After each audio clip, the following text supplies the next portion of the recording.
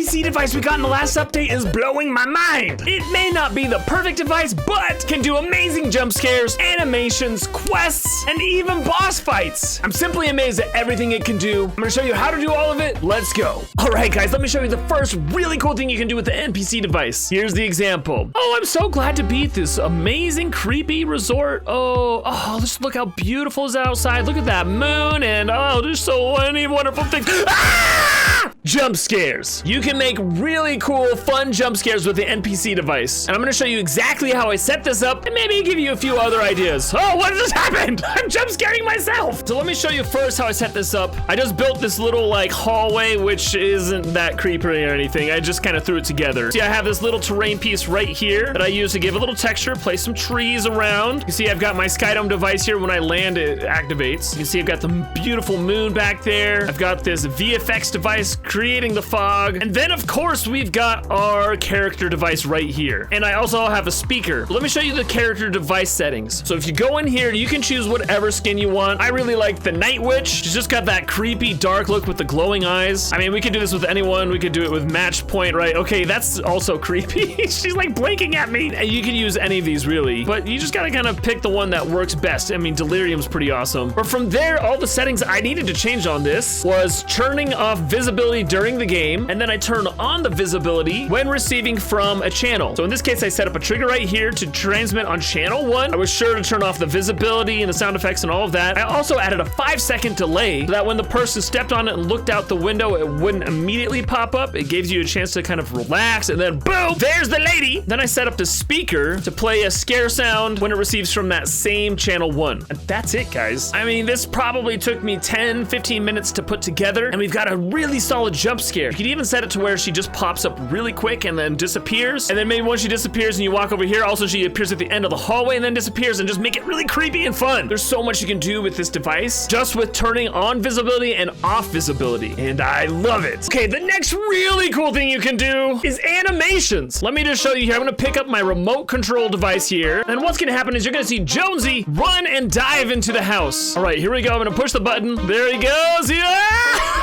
Let's watch it again. I can just push it as many times as I want. It's so cool you can do this. Okay, it's a little choppy, guys, and that's kind of just my animator's fault, but let me show you how I did this. Okay, so here's a look at what it looks like on the outside. I have 10 Jonesies here, and let me show you the device settings. So it's just Jonesy, and then I have the run pose, and then on this one, it's the same Jonesy, but it's run determined. So that's kind of what makes it look like he's running a little bit, and you can see why it's choppy. I mean, there's quite a bit of space in between them. And then over here, I have the pose as leap, and then I've just kind of angled the pose to kind of change the trajectory of the leap as it goes in, and you can see it's a lot smoother at the end because I have more right next to each other. Now, I should caution you when you're making animations, each one of these devices takes 2,270 memory. That's a lot of memory. You can really only have like 35 of these devices on the map, and that's not including any other decorations or things you want around. Then the most important settings are down at the bottom. So you see here, once again, we're using turning on and off visibility, and then I have it turn on visibility when receiving from channel 2, then turn off visibility when receiving from channel 3, and then this next one turns on visibility when receiving from 3 and off from 4, and so on and so forth. And then I set up a sequencer here that goes through each of the channels starting at 2 and then just 3, 4, 5, 6 all the way up to 12. So once again, the visibility for this turns on when it receives from 2 and then off when it receives from 3, and it just goes down the line, creating that really cool animation. Let's watch it one more time just because, well, I think it's awesome. You can also set up really cool quests with this device. So I set up this little one here. Our Twisty's friend here says, Jonesy is so mean, he won't give me any of his candy. If you bring me some, I'll give you lots of money. All right, she's hiring the banana hitman here. Oh, look, here's Jonesy. I'll never give her my candy. Oh, what's this? Tell him to give you the candy or else. Jonesy, give her the candy or else. Oh, wait, where'd you go, Jonesy? He just jumped right through that door. Well, he dropped the candy corn on his way out. Let's go give it back here. Oh, look here. Let's put it in here. Oh, what? Thank you. Here's lots of money. Oh my gosh, you could have just gone and bought your own candy, woman. What's wrong with you? Okay, so here's how I set that up. So we've got our customized character here with the twisty skin. And I just put a billboard above her with the text. And then I've got a conditional button here to the left.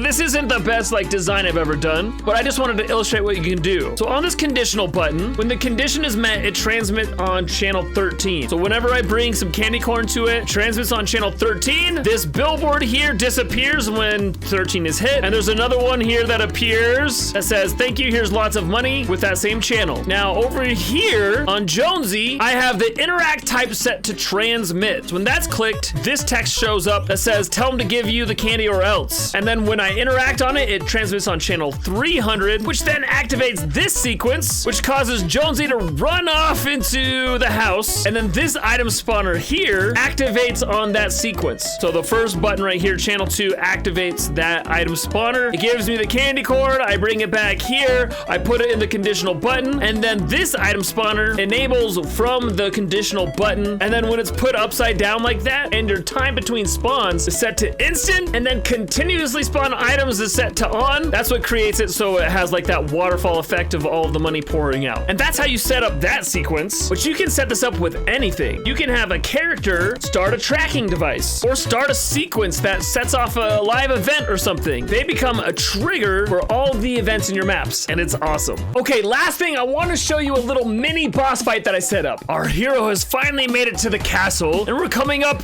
Oh no, there's the boss! We're gonna approach him. Ha, you're a fool for coming here! I am the most powerful being in the world! You stand no chance against me! Ah, he's right in front of me! Hit him! Oh, there he is over there! Oh my gosh! Ah, he's above me! Hit him!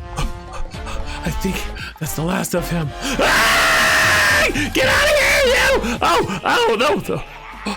Maybe that's the last we've seen of him. Okay, that may have been a little bit lame. Let me just show you how I set it up. Okay, so when you take a look at it, the room is here full of devices and triggers. At the beginning, I actually have 2 character devices right next to each other. You can see this one is one where he's standing idle. That's what it looks like when you first come in. And the visibility turns off when you receive from channel 1. That's triggered when I stand on top of this right here in the throne room. And then there's a different pose that he switches to called Anguish that is turned on when you receive from that first channel. Then down here below, you're gonna see I have 2 HUD message devices that play one right after each other. And then I also have a channel right here that is triggered by channel 1, but then has a 10-second delay. And after that, it transmits on channel 2. So basically, after these messages play, then both of these devices disappear, and this one appears along with this trigger. And then when I damage this, it transmits on channel 3, which then makes this one appear. And then when I hit this trigger, it makes this one appear. And then when I hit that trigger, nothing happens. But when I walk up here and step on this one, this guy appears, and then I hit that trigger, and it plays some sounds, one of which is the Halloween laugh. These other sound devices are just for like the bumps and the jump scares and stuff while it's happening. That's basically it. I know that sounds kind of complicated, guys, but it's not that difficult. And this is a really basic boss fight, but you can make this much more complicated with guns going off and traps and lasers and damage zones and all sorts of stuff to make a really immersive, cool experience. So in the end, this device is amazing, and there goes Jonesy!